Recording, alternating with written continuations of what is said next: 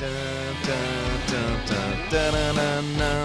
retour du meilleur podcast.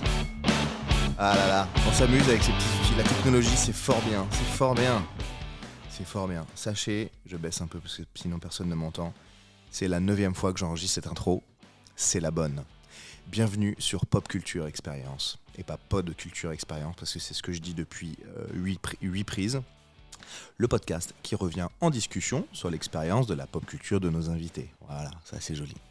J'ai une voix de radio là, je pense, parce que la soirée a été complexe, bien, mais complexe. Ce matin en tout cas. Je m'appelle Adrien Coche et j'ai créé en 2015 la Saber League, la Sport Saber League, qui est la première école de combat au sabre laser de France. Ça n'est pas une blague, c'est très cool. On est maintenant des pratiquants dans le monde entier et on fait des tournois dans des stades. Voilà, donc c'est juste très cool. Et on édite des étiquettes Panini pour collectionner. Bon, ça c'est le dernier projet en date, c'est pas encore sorti, mais chut. Parfait, ça s'arrête, c'est très bien. Depuis la création de cette école, la Saber League, là, on a rencontré plein de gens. Connus, pas connus, moyen connus, c'est pas le sujet, mais surtout très intéressant, et on s'est dit que vous aussi, ça vous dirait de les rencontrer. La personne que je reçois aujourd'hui, en revanche, je change un petit peu le fusil d'épaule, n'est pas issue directement des rencontres sabre laser, mais des périodes un peu de création, il en faut, quand on est entrepreneur comme moi, à droite, à gauche, et en fait j'ai fait une école, un moment, un stage, dans un endroit qui s'appelle l'école du One Man Show. Alors on n'apprend pas à être drôle, vous entendez évidemment que je suis drôle de base. N'importe quoi. On apprend à écrire, on apprend à se placer, parfois il y a des constructions de sketch, on apprend à s'habiller même aussi sur scène, voilà, les lumières, ci, ça, etc. Le langage, c'est très intéressant. Et j'ai rencontré ce professeur, directeur pédagogique à l'époque, qui lui aussi est évidemment comédien, metteur en scène. Il a d'ailleurs fait l'Olympia il n'y a pas longtemps avec Tristan Lopin. Il s'appelle Johan Chabot. Donc aujourd'hui, j'ai la chance de vous présenter Johan Chabot, qui est devenu un ami depuis ce moment-là. Et ça m'a paru complètement pop culture, en fait, de rencontrer un gars qui fait de la scène, qui met des gens en scène, qui apprend à des gens à aller sur scène, qui chante, qui danse, qui fait des spectacles. Quoi de plus populaire comme culture que celle-ci, voilà. Donc, et qui a un univers en plus très profond, donc c'était un entretien vraiment très intéressant. Donc on a parlé de séries notamment, on a parlé du Club Dorothée aussi, on a parlé de Buffy, on a parlé de Friends qui sont ses amis depuis très très longtemps, à lui tout seul. Il a une baguette magique un peu particulière, vous verrez à la fin de l'épisode. Je rigole parce que je l'ai réécouté il y a une seconde, c'est vraiment drôle. Attends, qu'est-ce que c'est que ça ? Ah non, tout va bien. On a parlé de chansons, de musique, on a parlé de son idole absolue qu'est Lara Fabian. On a parlé de l'Olympia, bien sûr, puisqu'il a eu la chance, enfin pas la chance, il n'y a pas de chance, il y a une part un peu de chance, mais du travail surtout, de monter en tout cas sur l'Olympia avec son copain Tristan, et plein d'autres trucs vraiment cool de son enfance. Voilà, toute sa pop culture à lui qui tourne autour de ce que je viens de vous dire. Et là, pour une fois, on n'a pas trop parlé de Star Wars et de sabre laser, et c'est cool aussi, parce que c'est pas le seul truc qui est intéressant dans la vie. Voilà, donc je vous souhaite une bonne écoute. C'est un super épisode, marrant, profond, et toujours léger dans la discussion. Bonne écoute. Voilà, ça a l'air de fonctionner. Nickel. Ouais, tu vois, le son est bon. Toc. En plus, avec ce truc-là, je peux mettre plein d'effets, là, tu vois. Oui. J'adore. Ah, c'est bien. C'est cool. Et on peut brancher un téléphone, appeler des gens à distance, même en direct, poser des questions et tout, je sais pas. C'est pour plus tard. C'est un truc assez carré, quoi. C'est cool. Donc voilà. Toc. Je prends une petite gorgée de café parce que je suis fatigué. Nickel. Salut Johan. Salut. Ça va ? Oui, toi ? Ouais, très bien, merci beaucoup. C'est cool, merci d'avoir accepté mon invitation. Merci à toi de m'inviter déjà. Bah écoute, je t'en prie. Sur ce podcast qui s'appelle Pop Culture Experience, qui est un podcast de discussion où on va revenir sur ton expérience de la pop culture. Ok. Donc tu vas nous dire ce que c'est, okay. ta pop culture aujourd'hui, ta pop culture avant. Comment t'en es venu là où t'es sur tes projets pro j'imagine qu'il y a des majeurs particulières, et puis après, on a toujours plein de side projects. Ce que je trouve assez cool avec les gens qui évoluent dans ce milieu. Tu vois, on n'est pas dans les trucs de CDI, de trucs. Même les gens qui sont en CDI ont plein de projets, mais sur la créativité et la création, je trouve ça assez cool parce qu'il y a plein de. C'est des références un petit peu. Ouais. On s'inspire de ça. Ouais. On part de là en tout cas. C'est clair. Ça dure à peu près 1 heure. Voilà, en fonction au gré de la discussion. J'ai des questions un peu guides, mais ouvertes, qui laissent ensuite libre cours à ce qui vient. Et puis on va vers où tu veux aller, quoi. On va vers où ça nous mène, tout simplement. Ça marche. Voilà. Je rappelle en général comment j'ai rencontré les invités. Je les ai pas tous rencontrés au départ. Par exemple, j'ai fait cette personne qui s'appelle Brigitte Lecordier qui fait des voix depuis très longtemps dans Dragon Ball, j'ai entendu. Oui et tout. Voilà. Et je l'avais jamais rencontré avant. C'était une opportunité, tu vois. C'était cool de rencontrer parce que tu me parlais de Dorothée tout à l'heure. Donc bah voilà. J'y ai pensé. Mais 98%, après c'est toi qui vas parler, c'est pour te présenter un peu le truc. 98% des gens que je reçois, c'est des gens que j'ai rencontrés au gré de mon aventure sabre laser, parce que j'ai monté cette école de sabre laser en 2015, et ensuite qui viennent s'articuler, et c'est ton cas aussi, parce que je t'ai rencontré, je me rappelle plus quand exactement en termes de date, mais il y a quelques années où j'ai fait un stage dans une école de one-man show.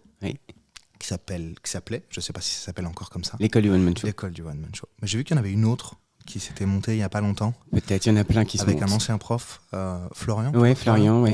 Il a dû monter un truc, mais il y en a plein qui se montent. Bon, moi je trouve ça c'est cool. Oui, c'est cool. C'est cool. Il y a plein d'humoristes qui ne sont pas du tout d'accord avec ça. Avec l'école du One Man Show ? Alors, pas avec cette école-là en particulier, mais alors le fait de faire une école de ça. Eh ben, alors, comment dire ? Moi, en tout cas, je sais que faire rire, ça s'apprend pas. Mais faire rire tous les jours sur scène, ça s'apprend. Voilà. C'est un peu le truc. Donc, c'est vrai que parfois, il y a des gens qui sont drôles avec les amis ou qui sont drôles comme ça, ils sortent. Mais après, le reproduire, c'est plus compliqué. Et puis, moi qui écris beaucoup avec les autres, et maintenant que j'écris pour moi, écrire drôle, il faut quand même un petit peu réfléchir. Et le brainstorming, être avec les autres, et avoir quelqu'un qui a une distance sur ton sujet, parfois c'est un sujet très intime, et ça fait du bien d'avoir un retour. Donc, peut-être ça s'apprend pas, mais en tout cas, ça fait du bien de rencontrer, tu l'as vu pendant le stage, c'est-à-dire qu'on est plusieurs, on échange, et c'est une multiplication de cerveau, et ça, c'est pas mal. Alors, quand tu veux faire du one et que tu es tout seul, moi, je me dis comment ils font. Mais peut-être qu'il y en a, ça marche, je pourrais pas te dire. Mais l'école, ça marche en tout cas. En tout cas, il y en a plein qui... Attends, je suis bloqué. Il y en a plein qui font 100. Oui. Mais en tout cas, il y a beaucoup de gens qui sont intéressés. Oui. De faire un soir, d'être au contact de gens pour avoir des retours, d'avoir une émulation. Alors j'ai écouté, je t'ai pas du tout présenté, mais je vais le faire après. Et j'ai écouté pas mal de podcasts et de formats vidéo aussi. Il y a beaucoup d'humoristes qui font des podcasts et des émissions comme ça où ils parlent de ça, où ils disaient que la seule école c'est d'aller en plateau. En plateau, j'allais dire en open mic, mais c'est sensiblement la même chose. En plateau et ensuite bosser avec les copains et machin, mais c'est un débat très intéressant. Je pense qu'on n'a pas la science infuse de l'humour. En tout cas, moi, je l'ai pas. Et pourtant, j'ai enseigné longtemps. J'ai arrêté d'enseigner, mais je sais que je pense que le fait de tester comme ça en plateau, le process est un peu plus long. Parce que le fait de tester, le process du rire avec le public est un peu plus long. Parce que le fait de travailler avec une méthode, en tout cas, je sais qu'à l'école, il y en a une méthode d'écriture, ça paraît dingue, mais elle existe. Moi, je la teste. On joue avec le réel, on le transforme, on le transgresse. Et l'humour, c'est quoi ? C'est un décalage. Donc, c'est prendre une réalité. Enfin, un humoriste, c'est... Attention, je ne fais pas la philosophie sur l'humour, mais un petit peu. Mais c'est avoir une vision humoristique des choses. Des choses parfois qui ne sont pas forcément faites pour faire rire. Donc c'est de prendre cette réalité-là, de prendre de la distance et de jouer avec ça.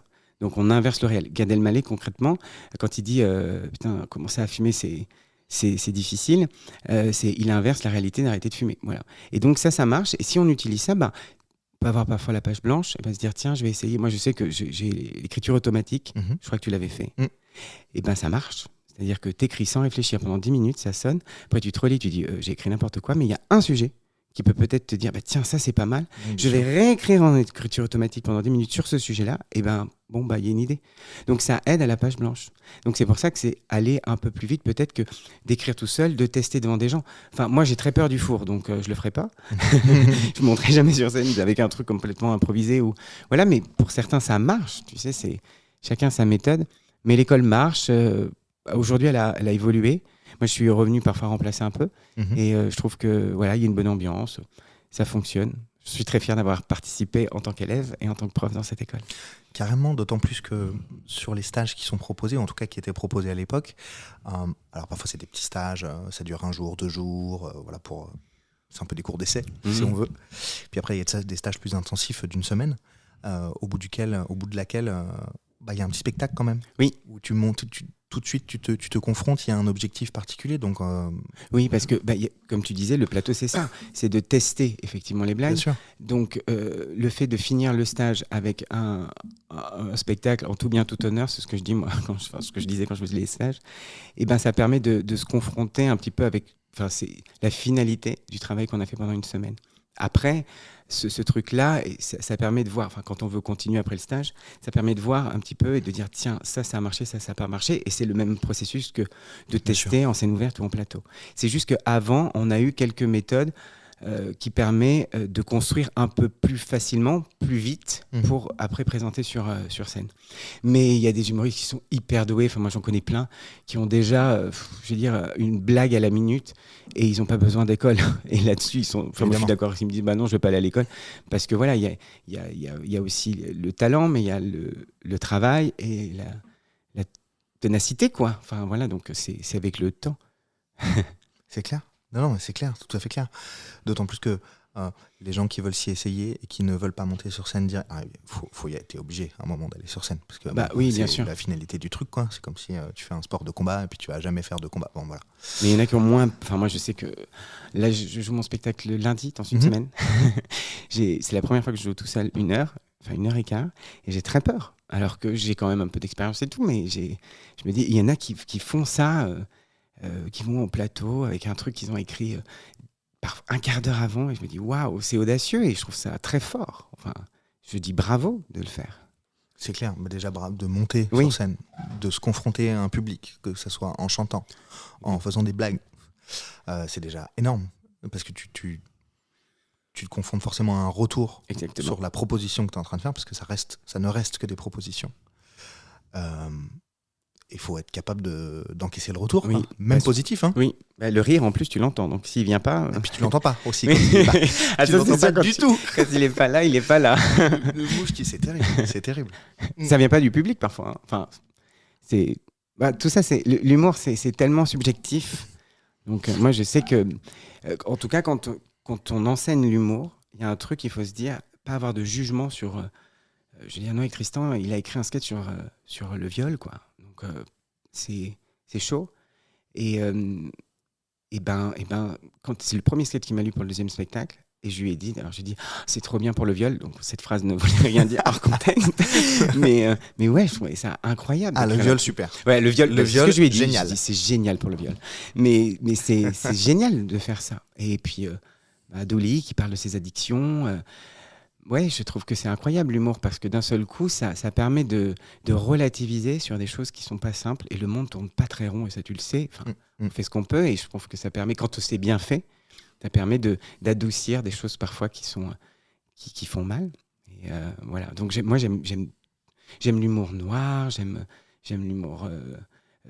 J'ai découvert là je travaille avec Thomas Pélican qui m'aide un peu pour mon spectacle, et il m'a donné des vannes de jeux de mots. Au début, je comprenais pas. Et il m'en a donné et je les prends, et c'est hyper drôle, les jeux de mots. Parce que du coup, ça fait réfléchir. Je pense que quand tu veux faire un truc, que ce soit la musique, il faut s'ouvrir un peu sur tout ce qui se fait. Et après, tu fais ton choix, quoi. Et c'est ce que j'ai appris avec l'humour, en tout cas. C'est de voir tout. Et les humoristes qui, justement, s'enferment un petit peu dans uniquement leur monde à eux, ça permet pas forcément de bien faire le bon choix. Parfois, on se trompe sur ce qu'on dégage sur scène. Mais ça, je vous l'avais expliqué. Et un humoriste, il faut qu'il soit en accord avec ce qu'il dégage sur scène. Et je trouve que là, c'est fort, quoi. C'est ce qui fait que les gens ont envie d'être eux et qu'on dit putain, il est drôle parce qu'il est bien avec lui. Voilà. Je sais pas si j'étais clair. Je trouve ça assez clair. Oui. C'est en train de t'embêter, ça. Voilà, ça va faire un super son. Ouais. Très très bien. Non, tranquille. Tu parlais de Tristan, on parle de Tristan Lopin. Oui. On en reviendra juste après. Donc on parle beaucoup d'humour là depuis le début. Je t'ai à peine présenté. Je t'ai rencontré donc à l'époque, tu étais mon prof de One Man Show. Oui. Pour ce stage-là, parce que tu y es plus, mais tu fais quelques remplacements. Oui, je fais des remplacements. Donc tu es comédien, tu es aussi chanteur. C'est un peu plus récent ça. Oui. Enfin, je chantais à mon avis depuis longtemps, mais en tout cas, tu as posé quelque chose de plus carré. Ouais, le côté d'avoir... J'ai écrit, j'ai refait des reprises, et puis après, un compositeur, pendant le confinement, m'a écrit que je connaissais, qui m'a dit, tiens, j'ai vu que tu chantais, donc j'ai écrit des chansons. Et puis il m'a écrit des chansons, et j'ai écrit des textes, et voilà, ça s'est fait comme ça. Excellent. Ouais. Non, vas-y, continue. Donc du coup, j'ai fait un album, il y a 9 titres, et voilà. Et c'était un rêve de gosse, en fait, et il est réalisé. Trop bien. Trop bien. Et ça se passe comment, du coup, cet album-là? Ça se passe, en fait, c'est des étapes, c'est-à-dire que c'est un peu... Enfin, c'est une période assez sombre, qui est très personnelle. Et les gens qui avaient l'habitude de me voir dans les colocataires... La tienne, tu veux dire? Tu as une période de toi-même qui est assez sombre. Okay. Et du coup, c'est vrai que c'était assez... j'avais besoin de passer par la musique pour trouver une nouvelle accroche. J'avais besoin de raconter ces choses sombres de moi. Et c'est par cet album. Ça se passe bien, je suis très content. Je voulais en faire en fait un spectacle de l'album, et puis en fait ça n'a pas pris comme ça, c'est-à-dire que j'ai écrit un spectacle qui n'a rien à voir avec l'album, et donc du coup je me dis tiens, c'est 2 mondes, c'est 2 mois, voilà, qui se ressemblent au fond, mais c'est 2 mois, ouais. Donc je suis très content de ça. C'est super, c'est super. T'es toujours dans ta période son, hein? Non, pas du tout, j'en suis complètement sorti. C'est bien. Enfin, j'y travaille, mais... En tout cas, tu travailles. Oui. Ça a l'air d'aller quand même. Oui, ça va très bien. Sinon tu dirais peut-être pas que ça va. Donc comédien, chanteur, prof de One Man Show, de remplacement aujourd'hui. Metteur en scène. Oui. Metteur en scène, notamment pour Tristan Lopin, dont tu parlais tout à l'heure. Oui. Et voilà, c'est comme ça qu'on s'est rencontrés. J'ai fait un stage et je t'ai proposé de venir sur le podcast parce que je trouvais que c'était cool d'avoir une vision de quelqu'un qui n'est pas dans le sérail de la geek culture, qui n'est pas forcément la pop culture. Enfin, la geek culture est la pop culture, mais l'inverse n'est pas forcément vrai. Et puis parler d'humour, parler de jeux, parler de spectacles, etc. Parce que j'ai pas eu l'occasion de le faire beaucoup, hormis avec un invité qui fait lui de la comédie musicale, donc du coup ça se rejoint quand même un peu. Et puis voilà, j'ai une question à te poser. C'est quoi ton super pouvoir? Oh là là, j'adore cette question. Cool. Mais il me faudrait peut-être... Alors attends, je vais réfléchir. Mon super pouvoir... Je vais être prétentieux, peut-être j'en ai plein. Non, j'ai peut-être un pouvoir qui est d'aller toujours plus loin. Voilà, c'est-à-dire que j'ai assez facilement, et surtout... Ah oui, non, mon super pouvoir, c'est d'avoir pas facilement, mais d'obtenir toujours ce que je veux. Ouais. Tu obtiens toujours ce que tu veux ou Je vais plus loin, c'est-à-dire que si je veux un truc, tu sais, je saute un petit peu comme tu sais, Mario, bing, tu vois, et pour aller à l'objectif, voilà. Et je le fais, je veux un truc, paf, je saute et voilà, ça marche. Et souvent ça marche? Oui. Tout le temps? Écoute, j'ai la chance, je prie, mais je prie Lara Fabian aussi, donc. Mais par exemple pour. Est-ce que tu as un petit hôtel? Oui.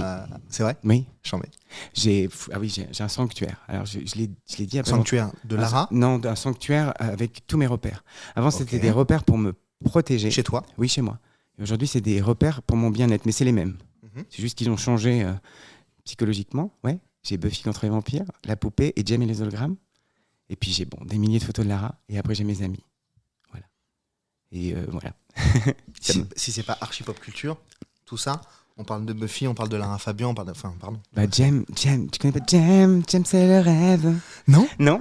Ouais, c'est un manga américain, en fait, au temps du Club Dorothée, et en fait, c'est Erika, qui a reçu, je te raconte, qui a reçu de son père, qui est mort, un orphelinat. Donc, elle s'occupe de petites filles, etc., qui sont orphelins, et elle a Synergy, qui est un big ordinateur qui permet de faire des hologrammes, et elle devient Jem, donc elle a les cheveux roses, etc. Elle devient une grande chanteuse avec ses copines, d'accord, les hologrammes, et du coup elle a un groupe, elle est une chanteuse, et donc elle a une double vie.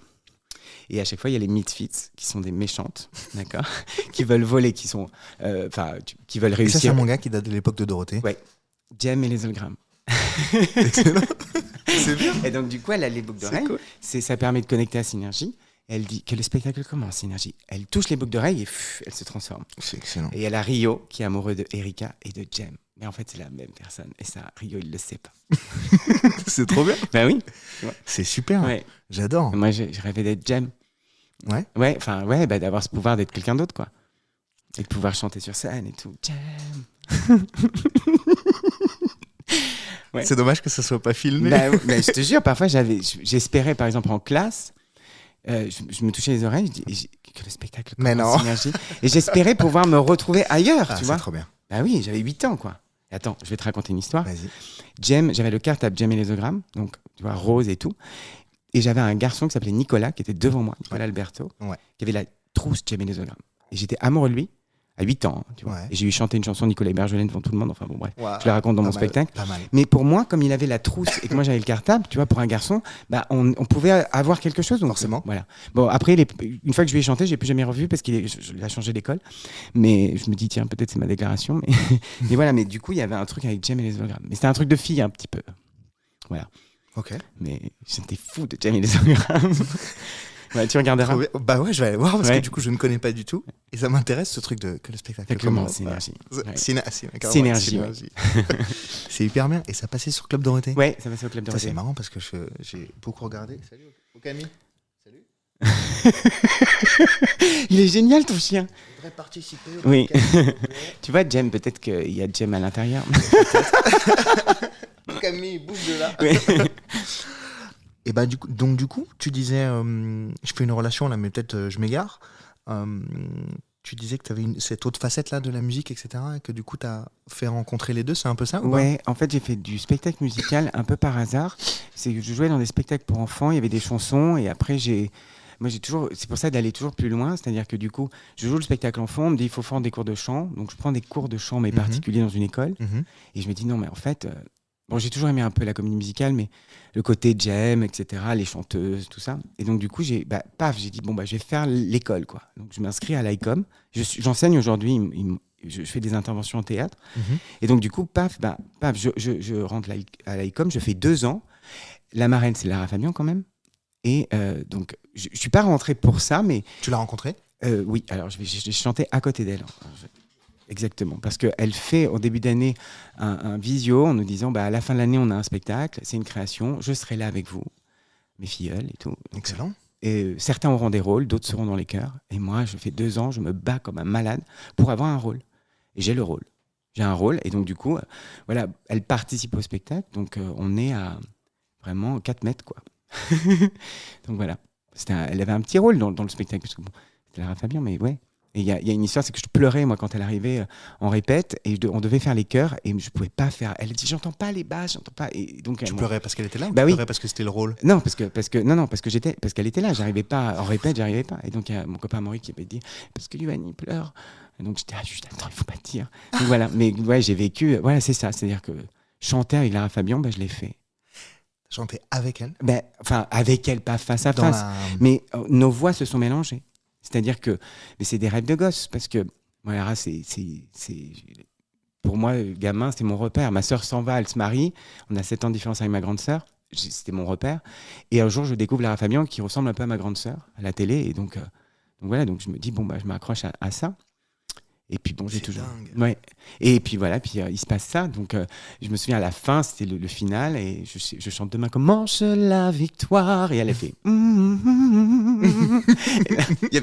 y avait Delphine au premier rang qui était là, Yoann, il est. Ouais, c'est chaud, quoi. Elle fait des vibes, des vibrations sur ma voix, quoi. Excellent. Bon voilà, après, je veux dire. C'est fort. Elle ne sait pas si j'existe, mais moi, je sais qu'elle existe comme ça. En tout cas, vous avez partagé un moment. Exactement. D'un spectacle. Ouais, c'est très beau. Elle t'a vibé dessus. Ouais. Elle t'a vibé Exactement. dessus, Donc, c'est pour vraiment. ça, c'est mon super pouvoir, c'est-à-dire Elle t'a fait... Oui, voilà. Et t'as fait ah là là. Voilà. Bah, mon air émotionnel fait. Parce que surtout, je crois que le chef d'orchestre, je sais plus, m'avait dit je sais que t'es fan, mais il faut pas trop lui montrer. Enfin, tu vois. Wow. Donc j'avais double pression, quoi. Ouais. Parce que bon, tout le monde était un peu, effectivement, un peu stressé parce qu'elle était là et que c'est normal. Parce que bon, bah, voilà. Mais moi, j'avais une pression en plus parce qu'il fallait pas que je montre que j'étais fan d'elle, quoi. Tu vois. Et puis ça se fait pas trop de dire on peut faire une photo. Ouais. Enfin, pas dans ces moments-là, quoi. Ouais. Il y a un moment. Tu vois, il y a un moment pour le faire. Ouais, je suis d'accord. Moi, je l'ai pas fait, quoi. J'ai demandé un autographe à la fin, quand même. Et encore, c'est mon copain Amaury qui a demandé pour moi. Ouais, il y a Il y avait un respect. une certaine pudeur. Ouais, une pudeur, exactement. Pas non plus. Enfin, cool. Bah oui, quand t'es fan d'un truc, si par exemple James je la rencontre, je serais pareil. James et son hologramme. Spécifique. Que le spectacle commence. Oui, Synergie, pardon. Synergie. Synergie. Synergie, c'est important. C'est important. Donc, Lara Fabian, ça démarre jeune. Oui, 96. Parce que tu l'identifies à ta sœur. Ouais. C'est juste ça. Oui, en fait. Physiquement, c'est ouais, ce que physiquement, et puis ma grande, on a 7 ans de différence, donc c'est vrai que je suis ado et moi ma grande sœur, elle en avait marre, mais je me cachais sous son lit, tu vois, je voulais toujours être avec elle et tout. Donc j'ai aussi la culture pop de ma grande sœur, tu vois, la Boom, l'étudiante, Sophie Marceau et tout, je l'ai aussi. Vous avez combien d'années de différence? 7 ans. 7 ans. Ouais. Toi, t'as quel âge? Moi, j'ai 40 ans. Okay. Donc, elle a 47. Et du coup, voilà, donc j'avais ça. J'avais fait le calcul. Ouais. Et du coup, j'avais aussi ça. Et donc, par exemple, elle écoutait Joe le Taxi, Patrick Bruel, tout ça. Donc, je la collais tout le temps. Et après, elle part. C'est ça, c'est une reprise de Patrick Bruel. Oui, Casser la voix, tout à fait. Ouais. Ouais, elle était Patrick, c'était elle. Hein. Ah ouais. Ok, tu vois, donc j'avais cette culture. On est dans une fan attitude à la maison. À la maison. Ah, vraiment. Ouais. Et du coup, quand elle part, je suis un peu, j'ai ma chambre, c'est cool. Mais j'ai toujours eu dans ce truc des femmes qui avaient de la force. Voilà. J'avais Buffy, c'est ça, les Sarah Halliwell. Ouais. Et il y a pas très longtemps, j'ai adoré La Reina del Flow. Je sais pas si tu connais. Non. Qui est une série colombienne. Alors c'est une telenovela. C'est quand même, il y a 97 épisodes de 50 minutes. Donc il faut s'accrocher. Ouais, faut s'accrocher là. Mais c'est une nana qui se fait avoir par un mec, qui fait de la prison à cause de ce mec, qui écrit du reggaeton. Et, et elle revient, donc elle fait de la prison aux États-Unis. Elle revient, elle se fait passer pour genre une autre femme qui est productrice, tout ça, et elle va se venger. Et moi, je suis ça. Et donc voilà, c'est toujours ça, une héroïne en fait. Et donc Lara Fabian, pour moi, c'est ça, c'est un peu une héroïne. C'est ton héroïne? Oui. Et est-ce que c'est ton héroïne aussi? Hein? Est-ce que c'est aussi ton héroïne, ta drogue? Lara Fabian? Ouais. Oh un peu. Un peu les après. Deux. Ouais, les deux. Après tu évolues, mais tu vois, Lara Fabian, c'est quand je vais pas bien, par exemple, j'écoute et ça, par exemple, la chanson Je t'aime, je l'ai écoutée sans te mentir 1 256 589 fois, quoi. À deux près, quoi. Ouais, 590 parce que je viens de l'écouter avant de venir, tu vois. Mais c'est comme ça. Alors que, je veux dire, c'est 97, donc, tu vois. Ça te fait quoi? Ça m'apaise, en fait. Ça me fait du bien, ça... je sais pas, ça me rassure. Mais après, ça fait partie de ma personnalité de regarder des trucs que j'ai déjà vus plusieurs fois. Ça me rassure. D'aller, par exemple, le voyage, j'aime bien aller dans les endroits que je connais par cœur. Parce que, voilà. J'aime la découverte, hein, mais en vieillissant... en grandissant, je vais dire, maintenant je grandis, à peine maintenant. Mais du coup, je m'ouvre à d'autres choses qui n'ont rien à voir avec moi. Mais je m'intéresse un peu plus au goût des autres, par exemple. Mais pendant un moment, je n'écoutais que des choses que je connaissais de mon adolescence, quoi. C'est quoi les nouvelles choses auxquelles tu t'intéresses? Le goût des autres? J'aime bien la musique New Age. J'arrive du mal à retenir les noms. Par exemple, j'aime bien Pomme, tu vois. Oui, Pomme, je vois bien. Ouais. Elle a percé en mainstream quand même, ouais. Pomme maintenant. J'aime bien Clara Luciani, tu vois. Alors que c'est pas du tout les chanteuses à voix que j'écoute. On est vraiment sur de l'archi-mainstream. Mais j'adore, mais parce que bon. J'adore, Clara Luciani, attention. Ouais, ouais, mais enfin, tu t'aimes bien Armanet? Oui, j'adore Juliette Armanet. Et grâce à une fille avec qui je travaille qui s'appelle Camille Liénard, je monte son spectacle et elle a fait un sketch sur Juliette Armanet. En fait, elle dit que Juliette c'est sa sœur et qu'elle lui dit en fait elle s'est construite avec ses chansons. Donc ça me parle parce que moi je me suis construit avec les chansons de Lara Fabian, tu vois. Et du coup j'ai dû écouter Juliette Armanet que je connaissais pas. J'ai un peu honte de le dire, et j'ai adoré. Mais ça n'a rien à voir. Mais c'est un peu pleureur aussi, hein, Juliette Armanet. Ouais, un petit peu. Mais Pomme, elle est dépressive. Moi j'ai vu. Non, mais enfin j'avais mon ex qui adorait les choses un peu tristes comme ça. Donc on allait voir son concert à La Cigale, c'était extraordinaire. Mais tu vois, c'est pesant. Bah ouais, ça me touche, cette petite jeune femme très fragile et avec une sensibilité. Elle est vraie. Et ça m'a vachement touchée. Je me suis dit, elle n'est pas dans cette hystérie, tu vois, de déclamer l'amour. Elle dit des choses tellement dures. Elle dit des choses. Voilà, elle dit des choses, voilà. Elle les déclame pas. Alors que moi, donc ça bascule. C'est une autre facette de l'amour, de toute façon. Bon, l'équilibre, c'est bien aussi. Ouais, bien sûr. Mais voilà, j'aime beaucoup. Et j'ai découvert, il y a un groupe que j'adore, c'est Madame Monsieur. Je connais pas. C'est l'Eurovision. Okay. C'est merci. Voilà, okay. Ils ont représenté l'Eurovision en 98. Et j'ai découvert, et ce que j'aime en fait chez eux, c'est ce couple, parce que c'est un couple, qui écrivent de la musique qui n'est pas justement cette variété française que j'écoutais avant. Et ce qu'ils disent me parle énormément. Voilà. Donc j'essaye d'aller, mais c'est populaire aussi, hein, Madame Monsieur. Puis ils ont fait un album avec des comment dire, des featuring avec des chanteurs. Et c'était vachement bien, ça m'a permis de découvrir d'autres choses. Voilà. Ok, cool. Bah super, merci, bonne journée. Ben Mazué. Oui, j'aime bien. Sans plus. Il y a une reprise qu'il a fait de Magnolia Forever de Claude François, qui est très très belle. Très très belle. Ouais, elle est vraiment magnifique. Et voilà. Est-ce que tu as écouté sa reprise en français de I Will Survive? Oui, elle est magnifique, elle est très belle. Mais moi j'ai pleuré. Hein. Ouais, c'est très beau. J'ai pleuré. Mais du coup, par contre, c'est personnel, mais ils sont tellement mystérieux, tu vois, des pommes, des comme ça, que du coup, j'ai du mal à aller. Voilà, j'écoute la musique, mais c'est pas la personnalité qui fait que je suis fan comme Lara Fabian. Mais peut-être parce que aussi, je sais pas, peut-être que j'ai plus l'âge d'être fan. Je sais pas. Non, tu rigoles ou quoi? Non, mais j'ai pas. Enfin, si, Madame Monsieur, à un moment donné, à La Cigale, je suis allé les voir. Et c'était drôle parce que Tristan, il les connaît, donc ils sont venus voir le spectacle. Et du coup, Tristan savait un peu que j'étais fan. Et pareil, il m'a dit tu dis pas trop que t'es fan. Et on a dîné ensemble et j'ai trouvé. Enfin, c'est agréable quand tu rencontres des gens que tu admires comme ça et qu'en fait, ils te déçoivent pas parce que tu dis ils sont cool, tu vois. Parce que parfois, tu peux être déçu, tu fantasmes un truc. Et en fait, ils étaient. C'était super. J'étais très fier de. Voilà. Et je leur ai dit, j'étais à La Cigale parce que j'étais là pour La Cigale et pour eux c'était important, c'était un rêve, tu vois. Ils ont atteint un rêve comme l'Olympia avec Tristan, comme nous on l'a fait, tu vois. Quand faire La Cigale, c'est. La Cigale pour un chanteur, c'est ouf. Je fais La Cigale. Mais oui, c'est magnifique. Rigoles, et pour eux, donc ils m'ont expliqué ça en me disant ouais, pour eux et ça se voyait, tu vois. Et donc ce que j'aime, c'est qu'en fait ils sont vrais, ça joue pas. Mais là, Fabien, elle joue pas, elle est comme ça. On s'est vachement moqué d'elle et tout, elle en a vachement souffert. Hein. Mais c'est terrible. Elle est comme ça, en fait. Elle en fait de trop. Et c'est pas grave. Et puis, elle était jeune. Et puis, il y a les médias et machin. Mais ouais, j'aime bien, moi, comment les artistes se construisent. Tu vois, et c'est pour ça que ton émission, elle est vachement intéressante. Parce que si tu prends un artiste, tu vois que ça part de quelque chose, quoi. De l'enfance, de tout ça.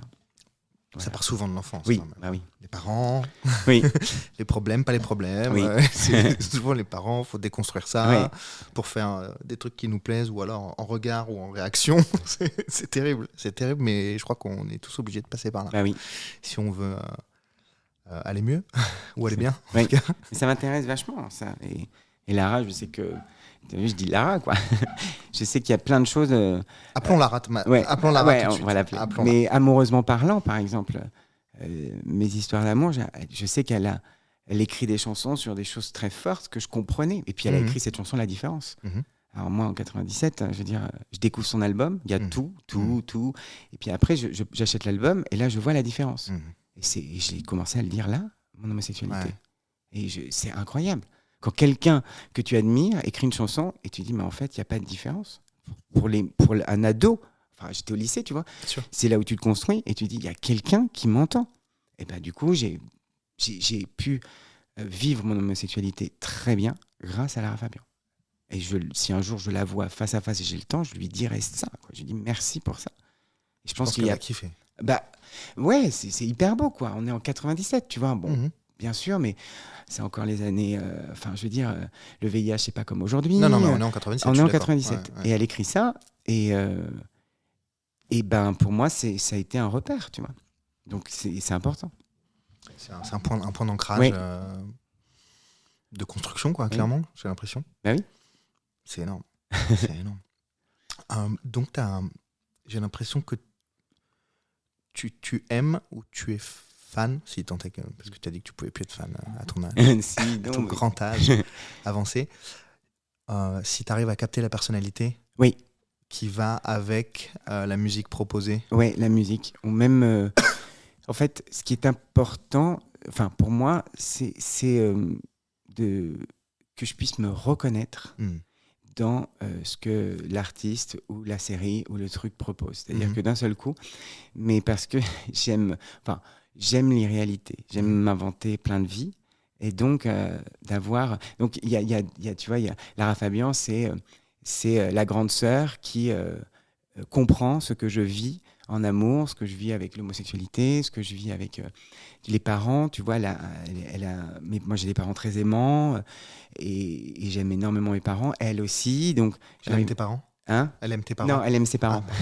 J'ai dit ça ? Non, c'est moi qui... Non, bah, je sais pas, mais je pense qu'elle aimerait mes parents. Mais Johan, non. premier Doug. Ouais. Non, mais tu vois, elle aime sa famille, elle aime ses origines, elle parle plein de langues. Moi, j'ai adoré les langues vivantes au collège et au lycée. Voilà. Après, il y a... Ouais, en fait, d'essayer de me construire avec ce qui me ressemble. Enfin, croire me ressembler quand je suis plus jeune. Buffy, c'est toute l'ambiguïté.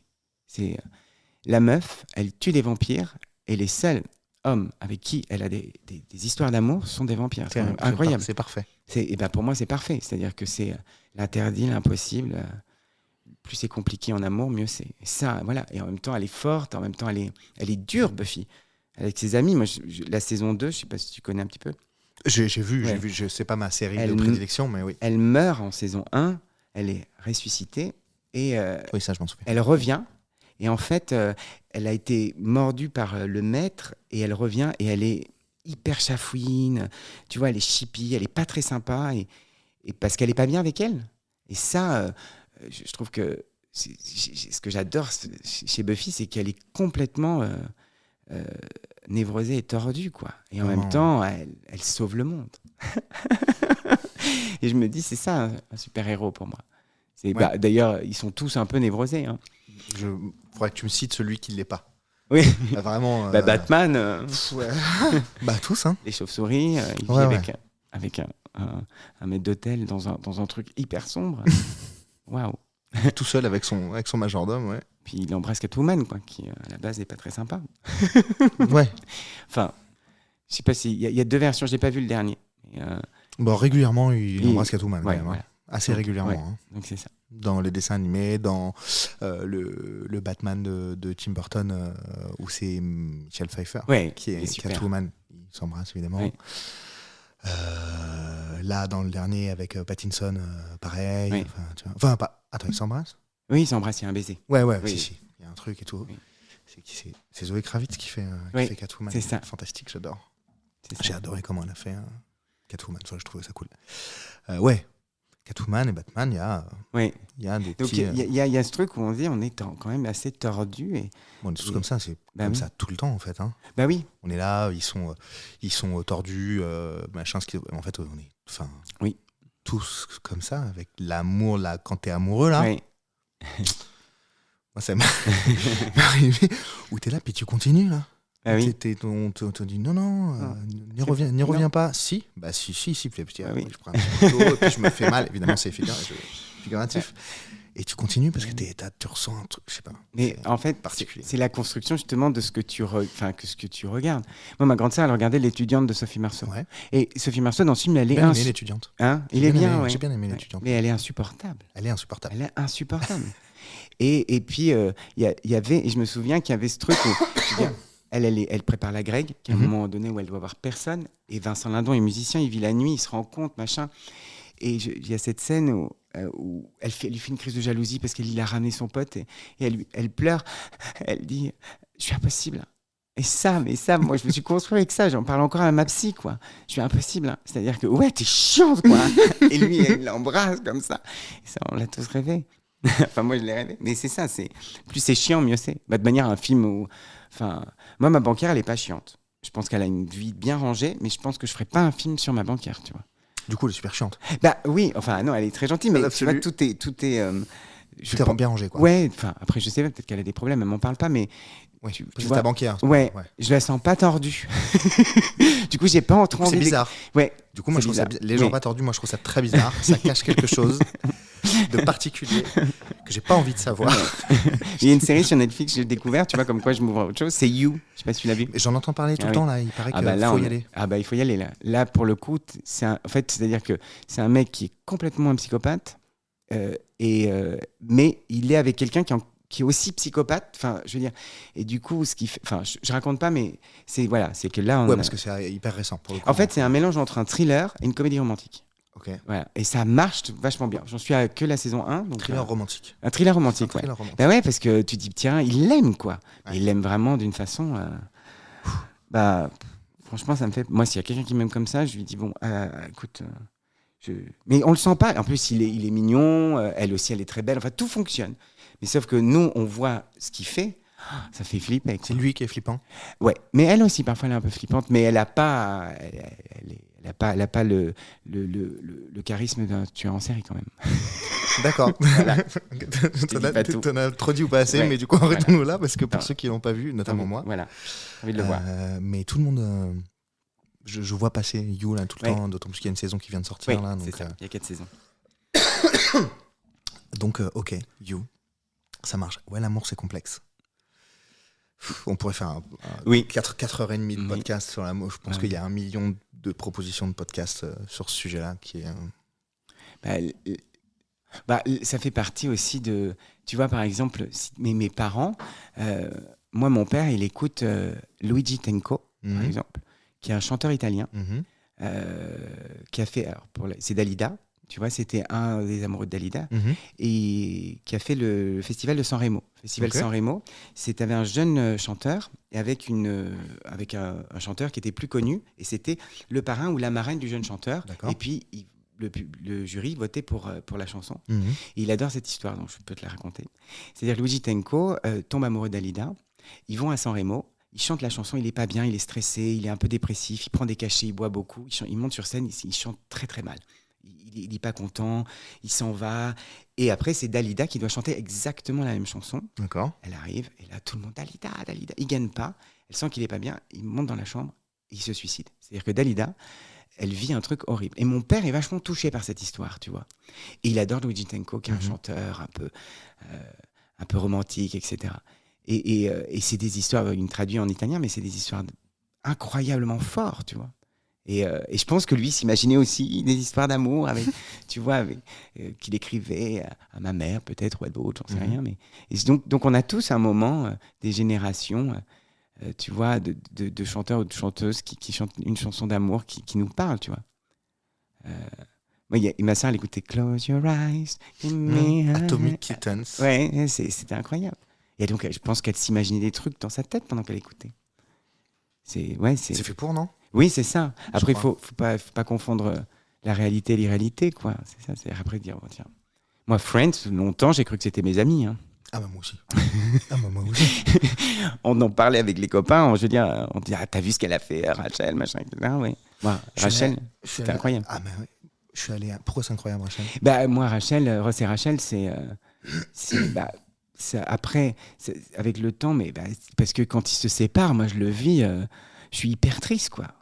Je le vis pour eux. Je me dis non. Enfin, c'est comme si... Et c'est beau. Enfin, tu vois l'épisode. où ils sont tous dans la chambre et tout, et qui mangent le truc de la cire, et ils sont tristes, les copains, quoi. Waxine, c'est ça qu'ils mangent. C'est ça, ouais, exactement. Ouais. Donc, je l'ai vu 1 milliard de fois. Ouais. 287. La série. Ah ouais, non, vraiment. Bah vraiment, oui, Friends, vraiment. c'est... Ah, Friends. Non, mais moi, je suis tellement fucked up par Friends et plus récemment How I Met. T'as regardé How I Met un peu? Alors, j'ai voulu regarder. Je me souviens, je l'avais regardé le DVD. Et en fait, c'est parce que c'est pour ça. C'est-à-dire que du coup, c'était tellement proche de Friends. Enfin, dans l'idée, les copains et tout. Et je sais pas, peut-être que j'ai pas accroché autant que Friends. Mais oui, c'est vachement bien. Et j'ai vu aussi comment j'ai rencontré votre père. Ah oui, la nouvelle ouais. espèce de reboot sur un autre, avec une autre bande. Oui, avec une autre bande, ouais. Il y a une saison 2 qui va sortir, moi j'ai bien aimé la saison. Mais bon, après, c'est très bien. Hein. Ils sont un peu plus jeunes que dans Friends, je crois. Non? Non, je crois pas. Non. Ils ont le même âge. Ouais, je crois qu'ils ont à peu près le même âge. Enfin, moi j'adore les deux. D'accord. J'ai re-regardé How I Met pour la 1 milliard. J'ai terminé à nouveau la saison, là, toute la série hier soir, pour te dire. Et si c'est pas fait exprès, c'est quand même très très gros. Il y a un nombre de références. Alors, c'est peut-être le côté humoristique, les mécaniques, etc. Oui. On parlait de ça au début, qui sont toujours les mêmes et tout, probablement. Mais enfin, il y a un nombre de références à des épisodes de Friends sur des trucs. Certainement, oui. Ah, c'est incroyable, mais c'est C'est démentiel. vrai que je regarde pour comparer. Quand il se retrouve au téléphone en train de mettre son pantalon en cuir avec la crème qui rentre, ça rentre pas, machin. How I Met, il y a le même bordel. L'autre qui se marie, qui se fait quitter juste avant, machin. Enfin, c'est un truc de ouf. Il y a un vraiment truc qui est vachement bien dans la série, c'est la voix off, c'est-à-dire que du coup, ça démarre en disant comment j'ai rencontré, et donc à chaque fois, alors peut-être, moi à chaque fois je me dis bon, c'est elle, et donc je veux savoir la réponse. Ouais, mais après tu dépasses ça. Ouais. Enfin, il y a 9 saisons quand même. Hein. Ouais, il y a 9 saisons. Ok. Il faudrait que je m'y mette. Franchement, je vais essayer. Ça vaut le coup. Ouais, je vais essayer. Drôle. Je crois que j'ai vu des saisons. Alors là, ça commence à vieillir un peu, mais c'est quand même résolument plus moderne que Friends. Oui. Résolument, ne serait-ce que par l'époque et les technologies, les machins de l'époque et tout. Je trouve qu'il y a toujours un ou deux personnages qui sortent du truc. Et le personnage joué par Neil Patrick Harris, oui. C'est démentiel, quoi. Il a un potentiel comique et tout. C'est le blond. Ouais. Oui, alors il a fait une série. Uncoupled. Oui, qui est. Tu l'as vu? Ouais, une série LGBT. Ouais, tout à fait. Oui, j'ai vu. Il est hyper doué, et là, pour le coup, il n'a pas du tout le même rôle. Non, et j'adore cette série. Moi aussi. J'ai un peu de mal avec les séries LGBT parce que parfois. J'ai vu Smiley sur Netflix, qui a une saison. Enfin, il y a 8 épisodes. C'est un peu cliché parfois, enfin, c'est mon point de vue, mais celle-là, elle est vachement bien. J'ai adoré. Parce que la problématique, elle se pose dès le départ. Et voilà. Et c'est très bien.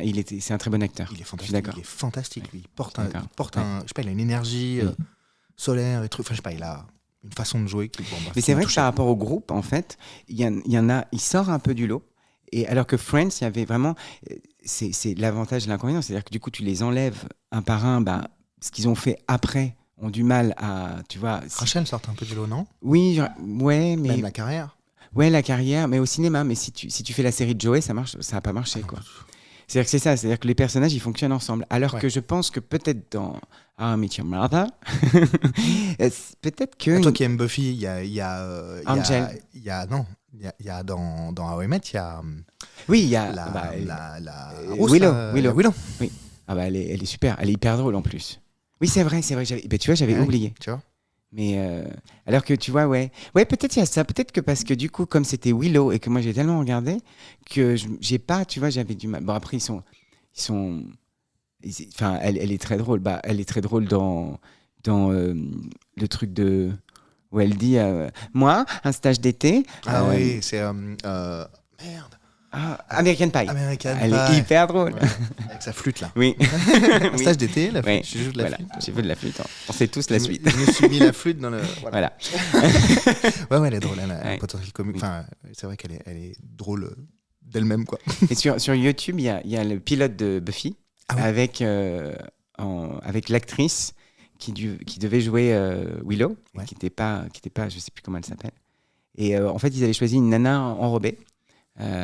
Et la production n'avait pas aimé le fait qu'elle soit, de jouer là-dessus, quoi, tu vois. Et c'est vrai que elle était très bien, mais c'est vrai que du coup Willow avait ce côté plus décalé qui fonctionnait mieux. Après, comment ils ont fait évoluer le personnage, tu vois. Mais du coup, ils n'avaient pas aimé le fait qu'ils choisissent quelqu'un qui est une fille ronde, etc., sur des clichés là-dessus. Je trouvais ça bien. Voilà. Mais on peut voir l'épisode. C'est exactement le même épisode, sauf que l'actrice. Sauf que c'est pas la même et il y a actrice, des répliques qui sont différentes, mais c'est exactement le même épisode. D'accord. Ouais. Avec une autre actrice. Avec une autre actrice, ouais. Friends, j'étais tellement proche d'eux que quand je suis allé à New York, en bas de l'appartement, parce que tu sais, il y a cette vision de l'appartement, j'attendais qu'ils sortent, quoi, tu vois, j'attendais qu'ils descendent, alors que j'avais 25 ans, tu vois, donc vraiment, j'étais là, on sait jamais, Greenwich Village, on sait jamais, il y a peut-être Jennifer, pas du tout, c'est ridicule, mais tout le monde venait pour voir, enfin, c'est... Mais après, par exemple, à l'école du One, moi, on travaille la psychologie du personnage. Ouais. Ce qui fait que plus ta psychologie, elle est... je veux dire, Chandler, son père est devenu... changé de sexe, quoi. Donc, c'est quand même incroyable. Parce que d'un coup, il se construit comme ça, tu vois. Sa mère, elle écrit des bouquins porno. Les parents de Rachel, par exemple, ils sont jamais dit je t'aime. Il y a l'épisode où c'est son anniversaire, il y a les deux parents, tu vois. Et on comprend que. Et puis Ross et Monica, je veux dire, sa mère la déteste, quoi. Et donc ils se construisent comme ça, et c'est ce qui fait que. Et donc j'utilisais en tout cas la psychologie du personnage pour essayer de travailler. Par exemple, Laura Lone, que j'adore, qui dit des horreurs, mais des horreurs. Fantastique. Et elle a un personnage comme ça où elle est complètement soumise, on dirait une pauvre petite fille, tu vois, qui se fait complètement par ses élèves, alors qu'elle dit ouais, mais ils sont cons mes élèves, tu vois. Et ça fonctionne, c'est-à-dire le décalage là. Et dans Friends, il y a de ça. Mais par contre, quand je disais à la jeune génération, Friends, ils ne connaissaient pas, tu vois. Et j'ai le fils d'une de mes meilleures amies, Coralie, qui regarde Friends. Et on l'a regardé ensemble. Il est en 3e, tu vois. Il regarde Friends et il adore. Et donc je me dis, tiens, ça marche encore, quoi. Alors il sait qu'il n'y a pas le téléphone, il n'y a pas l'ordinateur, il n'y a pas Facebook, il n'y a pas tout ça. Mais il est attaché au personnage. Il fonctionne. Il m'a dit, on a le même truc, il m'a dit il n'y a pas longtemps, parce que je dis, moi quand je suis un peu stressé, je mets un épisode de Friends comme ça en fond, ça me rassure. Il dit, c'est ma méthode. Et tu vois, en 3e, quoi.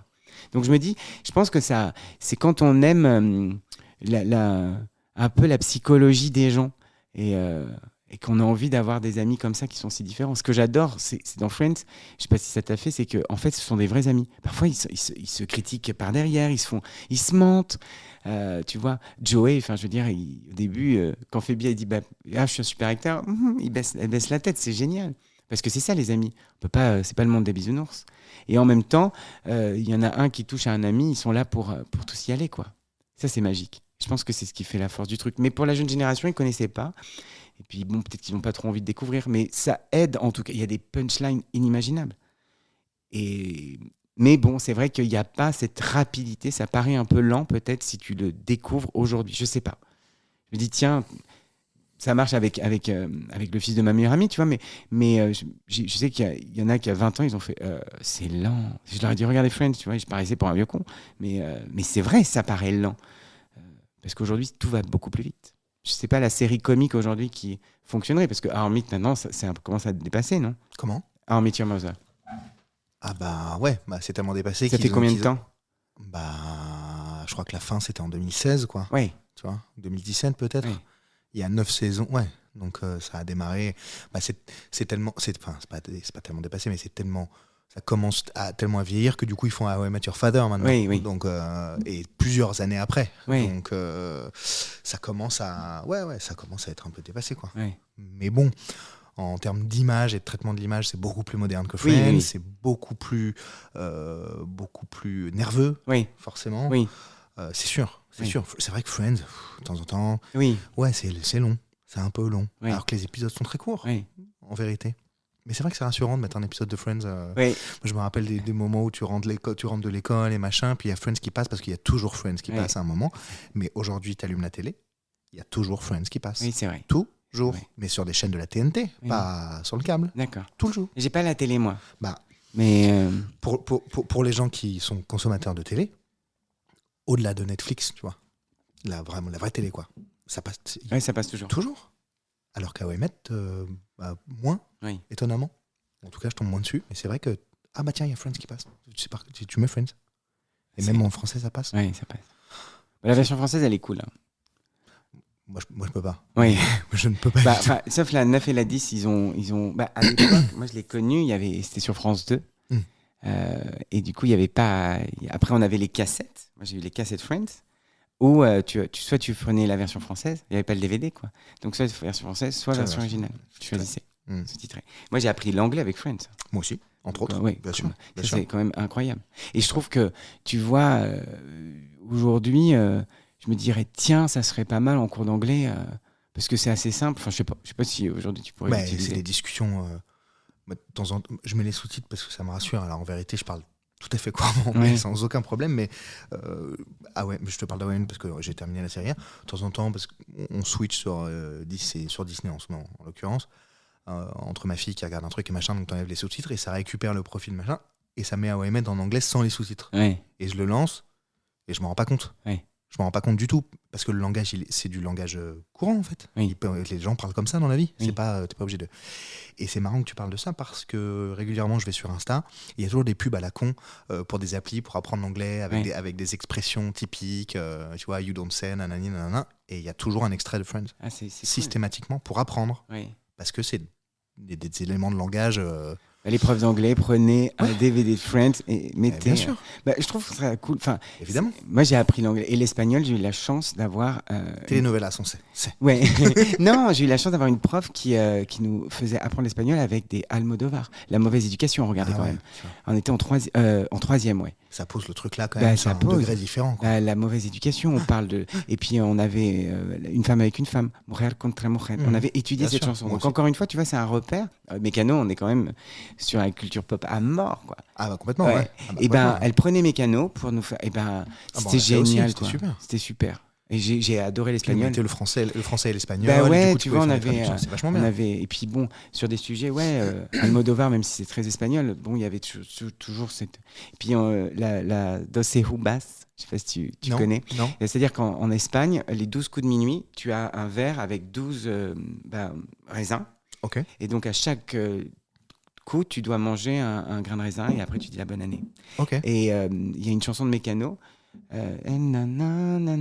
sais plus le titre. Bref, et qui parle de ça. C'est Las Doce Uvas. C'est la chanson de Mécano. Probablement que j'ai déjà entendu. Et du coup, il faut donc sur la place principale de Madrid. Il y a les gens comme ça, et à Barcelone, ils regardent en direct et tu manges. Et dans Smiley, qui est une série espagnole, ils le font, ils sont dans un bar gay et ils le font. Et je dis, tiens, ça m'a rappelé ce truc-là. Et donc, avec une chanson de Mécano, quoi, on a pris ça. Mais ça, c'était chouette. Et je me dis, tiens, les profs aujourd'hui de langue, ce serait cool de faire un truc avec justement la culture populaire, quoi. Tu vois, parce que. Ça parle de suite. Bien sûr. C'est vrai que moi, mes profs de langue, enfin, ceux qui étaient intelligents en tout cas. Non, mais parce que, tu vois, après, c'est pas spécifique aux profs, il y a des cons partout. Et des connes. Et les autres. Tous, quoi, tout le monde. Les débilos, et ceux qui utilisent la culture et l'art pour te choper, je sais pas, c'est la base, quoi. Oui. Ça me paraît. Oui, puis l'histoire, enfin, tu vois. Ouais. Mais il y a une manière de le faire, je pense, pour accrocher, quoi. Moi, j'ai un spectacle pour ados, Retour au collège, que je joue tous les samedis à 16h au Théâtre du Marais, qui marche très bien, tu vois. Et un public ado, je peux te dire que, tu vois, c'est là où. Bon, aujourd'hui, il y a les jeux vidéo, etc. Mais je me suis rendu compte que finalement, ce qui leur parle, c'est leur problème intérieur, tu vois. C'est de l'impro, c'est assez cadré, mais ils ont aussi, on s'intéresse à eux, quoi, à leur culture aujourd'hui. Tu vois, les jeux vidéo, les machins et tout. Et je sais pas si tu connais, toi tu joues un peu aux jeux vidéo ? Un peu. Oui. Est-ce que tu connais Detroit Become Human ? Non. C'est un jeu sur PlayStation. Moi, c'est le seul jeu que j'ai joué. En fait, c'est un jeu, un film, tu sais, tu choisis. Je sais pas comment ça s'appelle, mais en gros, si tu veux, l'histoire, c'est on est dans un futur et il y a des robots mais qui paraissent comme des humains qui travaillent pour les humains. Donc il y a plus de travail, on travaille plus, on a femme de ménage, tout le monde, le plombier, ce sont les robots. Et par contre, ce qui se passe, c'est qu'à un moment donné, on les maltraite. Parce qu'on abuse c'est un peu sur la consommation, on s'en fout, c'est un robot, on le frappe, etc. Et donc, le robot, à un moment donné, tu peux choisir, tu es un robot, tu peux choisir d'être un déviant, c'est-à-dire de te rebeller et de vouloir vivre correctement et pas de se faire maltraiter. Et donc, j'avais fait un truc avec des troisièmes, copine à moi qui est prof de français.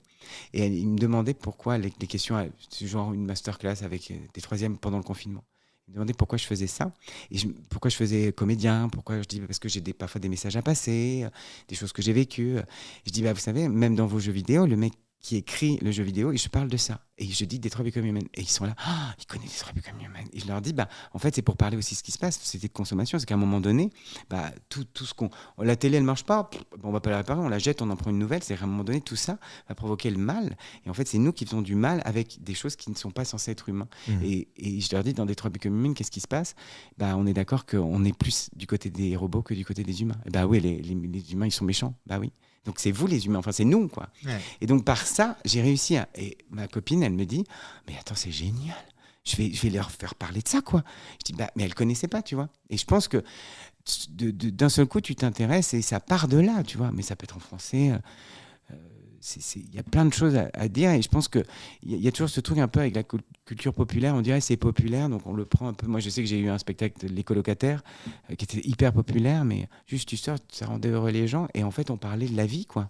Et c'est ça qui marche avec Friends, c'est que ça parle de la vie et après chacun s'oriente par rapport à la vie qu'il choisit.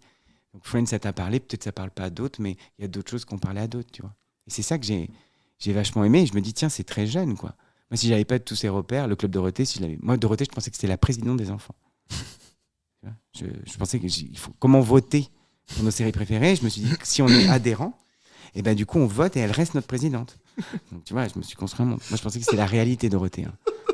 Quand il y avait le chameau, là, enfin le dromadaire, tout ça. Non, mais moi, Dorothée, et le jour où je l'ai vue en vrai, en concert, ça m'a complètement déçu. Elle était hyper loin, tu vois, je l'ai vue tout petit. La présidente des enfants. La présidente de la République des enfants. Oui. On va regarder Dragon Ball Z. Oui, voilà, c'est ça. C'est exactement ça. Je te jure, mais un jour, j'aimerais la rencontrer, Dorothée, et lui dire « C'était ma présidente. » oui. Donc, en fait, ce que tu dis, de ton point de vue, la pop culture, c'est la vie. C'est quand on parle de la vie. Oui, bien sûr. Pourquoi ? Parce que... mais l'humour, c'est ça. C'est, je veux dire, à Florence Foresti, quand elle dit « je suis vieille », elle parle de la vie. De la vraie vie. Mais oui, on parle de la vie. C'est-à-dire que pour que le public... c'est quand on parle de nous, quoi. Enfin, moi, je veux dire, Friends, il parlait... alors après, c'est attention, c'est pas confondre. Et c'est ça aussi de sortir quand on grandit. J'ai écrit un spectacle qui s'appelle Le syndrome de Peter Pan. J'ai pas le syndrome de Peter Pan, mais pendant longtemps, je m'accrochais qu'à des choses qui étaient de ma jeunesse, tu vois. J'avais du mal à aller voir un peu ailleurs. Parce que je voulais pas voir la vie qui évoluait. Tu vois, maintenant je le fais. Parce que aussi, par la rencontre des autres. Et puis quand tu es artiste, tu dois essayer d'aller voir aussi ce qu'il fait pour être un peu à la page, tu vois. Surtout quand tu travailles avec d'autres. Parce que tu me parles de trucs, j'irai voir ou je connais. T'es obligé. Mais pour moi, la pop culture, c'est qui part de la vie et de sa propre vie, de ce qu'on vit, tout ça. Les gens, ils ont vachement de mal, de toute façon, moi inclus, à aller voir ailleurs, en fait, en vrai. T'as des points de repère rassurants. Oui. Et du coup, les étrangers, enfin les étrangers, l'étranger, le fait, quoi, le truc qu'on connaît pas, ça va me sortir de mon... Oh là là, il va se passer quelque chose de grave, il va se passer rien du tout. Oui. Et il va vraiment se passer rien du tout. C'est vrai, c'est très juste ce que tu dis. C'est un ressenti, enfin, dans ce que moi j'essaye de faire aussi, tu vois, d'inculquer à ma fille. Et c'est marrant que tu parles de ça parce que bon là elle a 6 ans, donc c'est une petite enfant tout de même, vraiment jeune. Pour moi c'est encore un bébé, mais 6 ans c'est plus du tout bébé. Ça va vite papa. Ouais, vraiment, plus du tout bébé. Mais bon, elle veut que l'appelle bébé, tu vois. Donc elle veut rester dans un truc comme ça, tu vois, c'est rassurant pour elle, j'imagine. Ah, tu m'as toujours appelé. Elle ne voulait regarder que des films qu'elle avait déjà vus jusqu'à il y a 6 mois. Oui. Là maintenant, elle me dit, vas-y, tu choisis. Oui, c'est bien. Ouais, je suis hyper heureux parce que... Et elle me dit, mais on regarde un film que j'ai pas vu, mais que toi non plus t'as pas vu. Oui. Et je trouve ça trop génial parce que là, elle veut être dans le partage d'un truc nouveau. Oui. Et je trouve ça trop... Avec quelqu'un qu'elle connaît aussi. On s'entend. Ouais. On s'entend, mais Mais c'est super. Je peux te dire qu'il n'y a pas eu que La Reine des Neiges, mais c'est peut-être pas celui-là que j'ai regardé le plus souvent, mais La Reine des Neiges 1 milliard de fois, Spirit, le cheval, 1 milliard de fois, Vaiana 2 milliards de fois. C'est un truc de ouf. Ouais. C'est un truc de ouf. Et parfois, c'était Vaiana le matin et Vaiana le soir. Ouais. Tu vois. La Reine des Neiges, tu l'as vu combien du coup? La chanson, tu l'as écoutée combien de fois? La chanson? Ouais. Ah oui, parce qu'on dansait, nous. Nous, là, ici, la pièce dans laquelle tu es, le salon. On se costume, on se déguise, et on met les chansons, mais du 1 et puis du 2. Ah oui. Ouais. Et on danse. Alors moi, je kiffe, tu vois. Et je hurle, et je chante, et machin, elle en peut plus. Elle me dit, putain, je chante trop fort, et tout, machin. Et j'en fais des caisses, tu vois, parce que je suis hyper content de partager de la musique, déjà. Oui. Avec elle, de la culture, du machin et tout. Attends, je comprends. Que ce soit une petite fille, même un petit garçon. Franchement, moi, le passage de la Reine des Neiges où elle construit son château, de Libéré, c'est magnifique. C'est une folie. Déjà, en termes de graphisme, bien sûr, c'est magnifique. Elle est, enfin, je veux dire, bon, Anaïs Delval, je la chante hyper bien. C'est très beau. Moi, je l'ai écouté dans mon spectacle. Je fais un truc sur les princesses. Ouais. Et donc, du coup, j'ai pris la Reine des Neiges et c'est pour raconter une histoire d'amour. Et je le chante en anglais. Mais sur vraiment 50 secondes, je fais en anglais, en espagnol, en japonais et en français. Okay. Du coup, j'ai écouté, j'ai choisi les langues. Bon, et je l'ai écouté. Donc, tu peux l'écouter dans toutes les langues. Et je veux dire, ça sonne, quoi. Tu vois. Ça sonne. Et je me dis, tiens, dans le monde entier, elle a fait un carton. Ils ont choisi toujours aussi une nénette à l'image, tu vois. Et bon, voilà. Et je me dis, tiens, c'est vrai que pour les parents, tu l'as dans la tête après et tout. C'est pas Anaïs Delval qui chante sur le 2. Ils ont changé. Ouais. Oui, je sais. Mais enfin, ça cartonne quand même. Oui, ça marche. Ça marche, mais le passage dans le film est magnifique. C'est une folie. Elle était là. Et là, c'est marrant parce qu'on chantait. Et elle avait tout à fait identifié. Il n'y avait pas le film qui tournait. C'est l'enceinte à fond et machin, les voisins qui toquent. Et elle avait identifié le moment. À chaque fois elle chantait, elle savait ce qui se passait dans le film. Elle me dit là, et là j'ai la cape qui apparaît. Alors du coup, il fallait faire la cape. Parce qu'au début de la chanson, il fallait que la cape soit enroulée sur les épaules. Pour qu'au moment où elle dit aujourd'hui, et elle lâchait la cape pour qu'elle apparaisse. Elle me dit regarde, il y a la cape qui se forme et tout machin. Et il fallait faire une tresse. C'est génial. Il fallait faire une tresse. Donc je sais évidemment faire les tresses. Et il fallait enlever la tresse. D'accord. Pour faire le même truc, bien sûr. Donc tu faisais les effets spéciaux. Bien sûr, évidemment. Mais peut-être qu'elle pensait qu'en fait la Reine des Neiges c'était la présidente des enfants. Hein. Peut-être.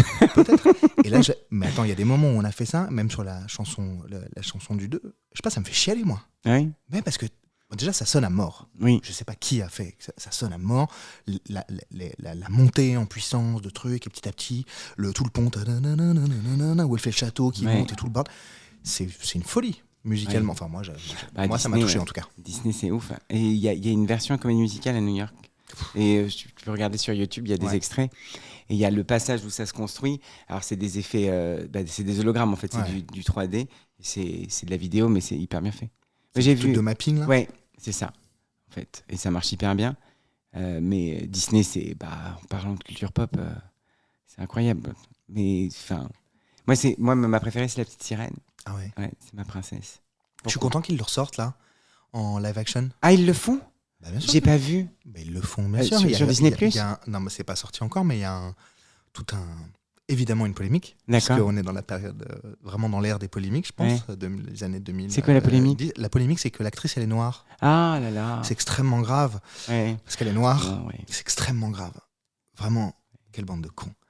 Et alors, vraiment, faut vraiment être timbré. Il faut toujours dire un truc de tout. Non, mais faut être timbré. Oui. Non, dans l'œuvre originale. C'est-à-dire que déjà, c'était pas les mêmes époques. Et puis, non, mais c'est n'importe quoi. Mais d'ailleurs, on a vu La Belle et le Clochard, où justement, c'est un couple et elle est métisse. Tu sais, La Belle et le Clochard dans le film. Oui, tout à fait. Voilà. Ouais. Et donc, effectivement, dans l'original, mais on s'en fout, non? Mais oui, on s'en fout. Et attends. Il y a eu une polémique là-dessus. Il y avait des polémiques. D'abord, il y a des polémiques sur tout. Ta casquette, elle est bizarre, donc déjà, j'en sais rien. Et il y a des vidéos de petites filles noires qui voient la bande-annonce avec la meuf. Oui. Et elle pleure. Et les parents pleurent encore plus. Oui. Maman, elle est comme moi. Oui. Parce qu'il n'y a pas une princesse, à part Tiana, tu vois. Donc en fait, c'est bien. Oui. C'est fou de...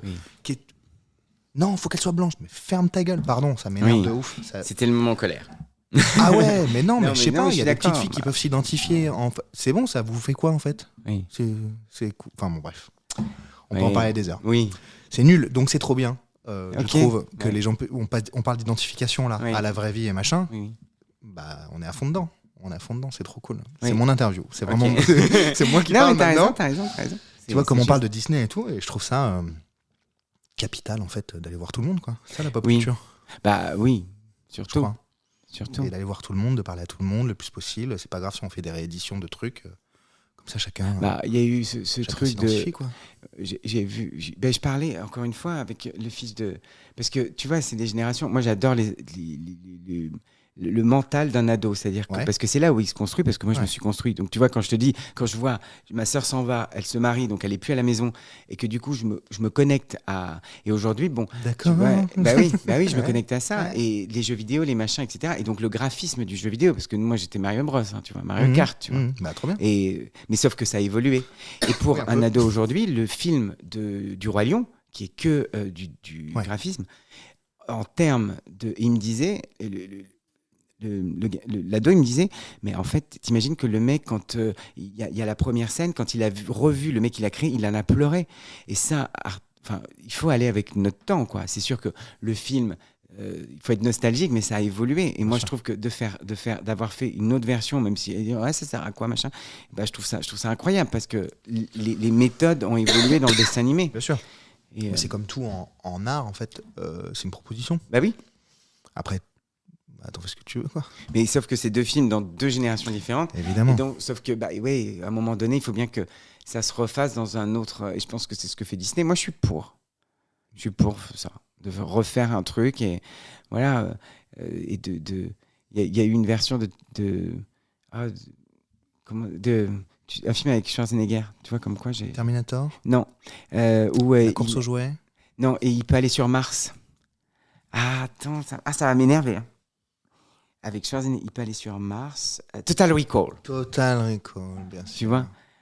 Ah bah, le nouveau, c'est Le avec nouveau, Colin ouais. Farrell. Ouais, Colin Farrell. Vachement bien. Ouais, vachement bien. J'ai adoré, moi. Ouais. Mais bon, Total Recall, Je tu l'ai vu vois. 3-4 fois avec Colin Farrell, il est bien. Ouais, j'adore Schwarzenegger, moi. Ah, moi aussi. Moi aussi, j'adore Ouais. Schwarzenegger. C'est vachement bien, Il y a Schwarzenegger. le truc Running Man, où il joue au jeu, là, tu sais, le jeu en live. Et tu sais, où c'est des mecs en prison, et c'est un jeu télévisé. Ouais. Running Man, ça s'appelle. Ouais, non, mais je vois. Tu vois le truc ouais. En fait, c'est un truc de capitaliste à mort. Tu vois, en fait, ils veulent le détruire, et dedans, il y a le mec qui a le truc, tu sais, électrique, là. Il dit « Ah, c'est coupé !» En fait, il montre toute la réalité, et puis le mec, il s'électrocute. C'est dingue. Ouais, j'aimais déjà les hologrammes, mais j'aimais bien aussi Schwarzenegger. J'avais pas peur. Schwarzenegger, j'adore. Johan, Ouais. comment on arrive tranquillement à l'heure, là? Déjà?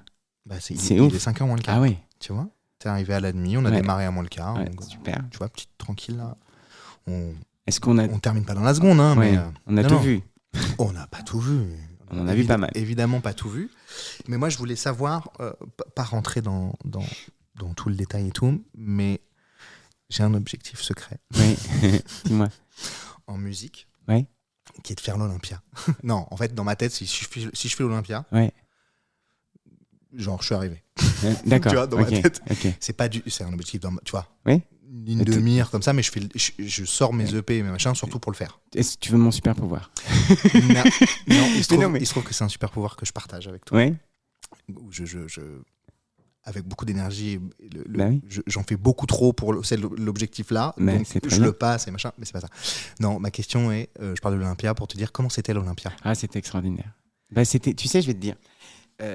Alors, c'était un rêve. Vous avez fait combien de dates? 3 dates. 3 dates. Oui. Le truc avec Tristan, enfin déjà psychologiquement, lui, moi, j'étais pas sur scène, tu vois, t'es derrière, mais donc t'es là pour lui. Moi, je suis là, moi, de manière pour Donc tu Tristan. es metteur en scène Ouais, de Tristan Lopin. ouais, depuis le début, Mhm. depuis pour son premier et son deuxième. Mhm. Et là, on est à l'Olympia. C'est déjà un truc qu'on devait faire avec Dépendance Je affective. t'ai dit, il a parlé de toi dans un podcast, je te l'avais dit. Oui, je tu crois. m'avais dit. Ouais. Avec son premier spectacle, on devait le faire. Et puis il y a eu le confinement, donc ça s'est annulé. On devait faire la captation. On en parle. Et donc ça s'est pas fait, donc c'est décevant. Tu vois, moi, c'est vrai que j'étais déçu pour lui, tu vois. Et puis bah, tu le fais au début, tu dis ouais, il faut, je pense que c'est émotionnellement en fait. Moi, quand j'ai vu mon nom, je savais même pas qu'il y avait mon nom, il y a mise en scène Yoann Chabot. Bah ouais, c'est vrai qu'il y avait ton ouais, nom. il y avait mon nom, ouais. Bah, ouais, la c'est production, gros, hein. ils me mettent mon nom, c'est incroyable. Et tu sais, je vais te dire, moi, je suis allé voir Bérangère Krief à l'Olympia pour son premier Olympia, pour son premier spectacle. Et il y a des mains. Parce que j'ai visité des trucs à l'Olympia incroyables. Et il y a à un moment donné des mains d'artistes dans un moulage, tu sais. Et il y a la main de Lara Fabian. Et moi, quand je suis allé voir Lara Fabian, quand je suis allé voir... Est-ce que t'as mis ta main? Oui, mais je vais te raconter l'histoire. Quand je suis allé voir Bérangère, on a... Est-ce que t'as léché l'empreinte? Quand même pas. Non, mais on allait... Est-ce que t'as collé ton visage? Mais Delphine, elle était avec moi, Delphine Grand. Donc on est derrière, on peut aller en backstage. Et avant d'aller en backstage, on part cette expo et je vois la main de Lara Fabian. Tu vois? Donc je mets ma main et je fais un vœu. Et je fais le vœu, je te jure que c'est vrai, je fais le vœu qu'un jour, j'ai mon nom sur l'Olympia. Je ne fais pas le vœu d'être sur scène, je fais le... Voilà. Et donc je l'ai fait. Et ça s'est réalisé. Et donc là, pour Tristan, j'ai fait le vœu d'un jour être sur scène à l'Olympia. Donc j'espère que ça va se réaliser. Donc il y a ça. Donc bon, je sais pas si tu y crois, mais et puis bon, il y a le travail aussi qui fait que tu vois. Et puis il y a. Moi, je crois que rien n'arrive par hasard. Mais bon, ça c'est ma croyance. Il y a un truc à l'Olympia qui est incroyable. Quand je suis monté sur le plateau, parce que je suis arrivé bien avant Tristan, je suis arrivé à 14h. Il y avait les techniciens et tout. Et je suis monté sur le plateau. Et j'ai senti en apesanteur. Tu vois, t'es en apesanteur parce que tu sens tous les artistes en fait qui sont là, c'est incroyable. Et voilà, puis après, bah, tu dis tu travailles 3 jours, donc après tu travailles, donc ça paraît normal.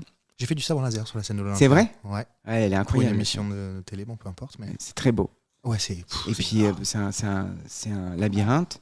Voilà, puis l'émotion, ça s'est hyper bien passé. On avait ce rideau, parce qu'on voulait mettre un rideau qui tombe comme un kabuki, tu sais. Voilà, et on a réussi à le mettre. Tout s'est passé comme on le voulait. Puis l'après, voilà, c'est... Mais je pense qu'il y avait... moi, j'avais ce truc-là d'avoir grandi un peu. C'est-à-dire réaliser un rêve, mais dans une réalité. Et ça, c'est hyper important. Donc c'était magique, alchimique, formidable. Mais... avec Tristan, on n'était pas... ensemble, on n'était pas genre « c'est génial !» ou, tu vois, pour qu'après la descente, elle se fasse dans l'équilibre. Et c'était le bon moment. Mais si les choses... C'est mon ami Bérangère qui m'a dit ça un jour. Si les choses doivent se faire, elles se font. Et si ça ne s'est pas fait la première fois, c'est que ça devait se faire autrement. Et ça s'est fait là. Et donc, moi, je pense que c'était le bon moment. J'étais plus content que ça se fasse là que pour le premier, finalement. C'est que ça devait se faire là, non ? Voilà. Ouais, comme dit Bérangère. C'était le bon moment. Du coup, c'est que c'était le bon moment. Ouais. Fallait le faire à ce moment-là, quoi, c'est tout. C'est peut-être probablement 10 fois mieux que ce que vous auriez fait à ouais, l'époque. Ouais, peut-être, ouais. Des choses peut-être plus abouties, je sais pas. C'était super, ouais. Puis à l'Olympia, les gens de l'Olympia sont hyper sympas. On a visité une petite salle où d'ailleurs parfois il y a des concerts, etc.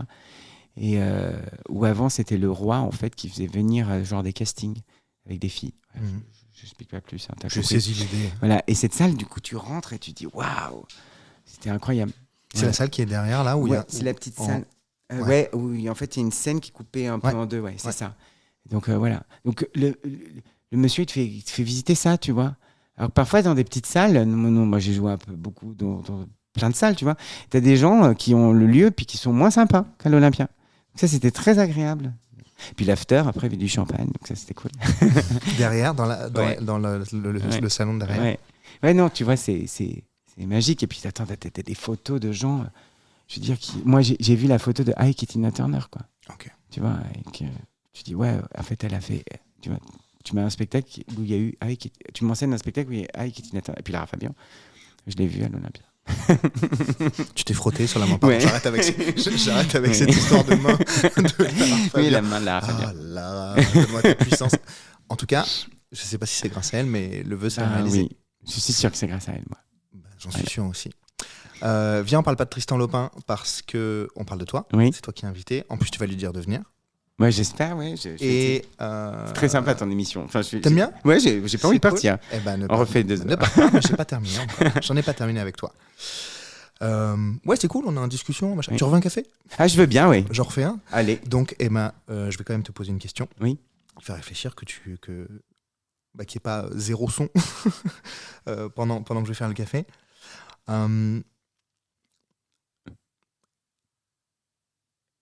Admettons, tu as une baguette magique. Je vais pas te dire les 3 volets, machin, ça m'intéresse pas. Tu vois un peu Harry Potter?